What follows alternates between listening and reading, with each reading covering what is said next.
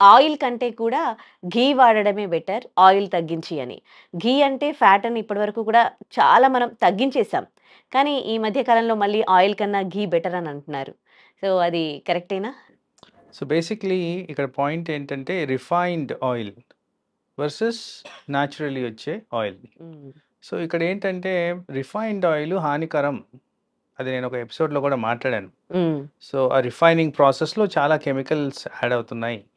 దాని కారణంగా ప్రాబ్లమ్స్ వస్తున్నాయి. హ్మ్. అంటే అనర్థాలకు దారితీయడం అంటే inflammation, heart attacks, brain attacks, cancers చాలా రకాలుగా ఇది కారణం అవుతుంది కాబట్టి హ్మ్. ఘీ బెటర్. ఎందుకంటే it's a natural source. Milk హ్మ్. ద్వారా వచ్చే ప్రోడక్ట్ కాబట్టి అది దాంట్లో రిఫైనేషన్ ఉండదు, కెమికల్ అడిటివ్స్ ఉండవు.